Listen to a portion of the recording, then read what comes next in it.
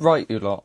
And do I have to talk about him? It's been 2 weeks, and it already feels like it's been 4 years. Bloody hell. But for me, there's one thing so far in the Trump administration of America that has stood out. One thing that when I saw it, I couldn't believe it. Even for a man of his ilk, it was surprising to see the level that he stooped to on Thursday during his speech. Now, this week we saw one of the most tragic things that's happened in a long time in America as a plane went down in Washington, killing 67 people, which was just one of those things where it's such a rarity that when you see something like that, you're stunned, you're shocked, and you're just completely blown away that something like that could happen. And there's some things that are above kind of politics and above culture war, and I feel like this wasn't a time to score points. It was a time to come together and to mourn these families, and that's what this should have been. Now, of course, the president had to do a speech regarding all of this, and he had a quite easy job, which he somehow managed to fuck up, but all he had to do really was just come out and show gratitude towards the families, mourn them, give his condolences, and just talk about how much of a tragedy it was and how upset he was that it was able to happen.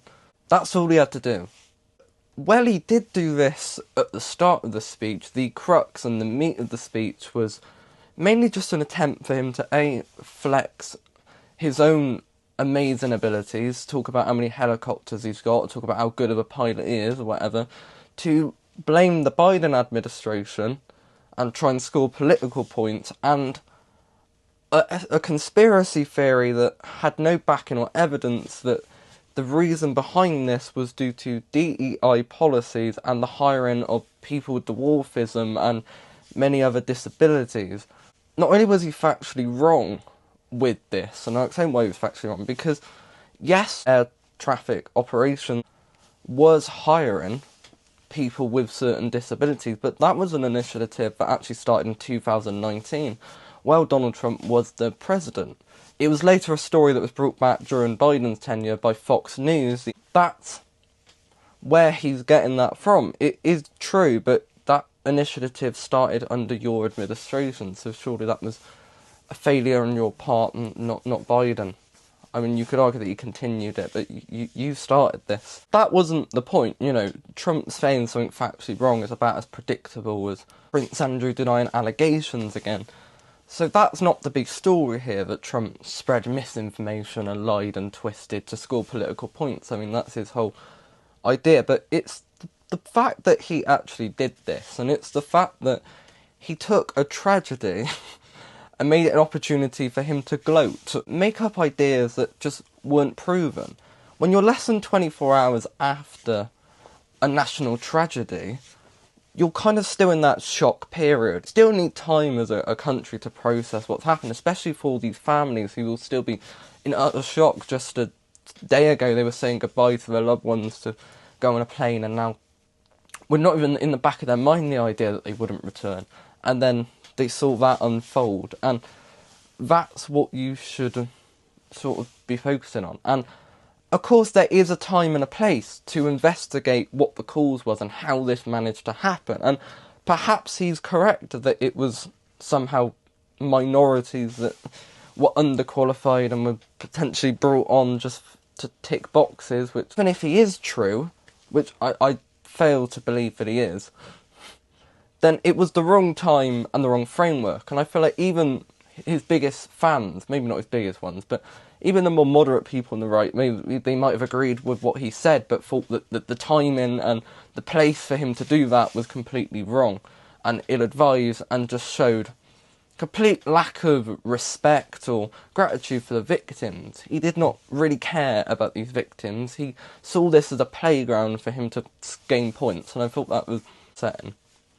Now, a day later, we also saw another plane have to come down. Now, this time only 6 casualties, which is still very tragic, but it was very interesting that for the previous 14 years, we saw nothing of the sort. 2 weeks of Donald Trump, and we immediately see 2 planes come down in the same 8 hours. Now, I'm not going to rain and talk about conspiracies here, but there are a few things that are worth mentioning. His first day of office, the FFA director was either sacked or walked away. I've heard both stories there. We also saw a mass freeze on hiring of air traffic controllers. He pretty did that across the board. In many industries, he put freezes on hiring as well as firing a lot of people.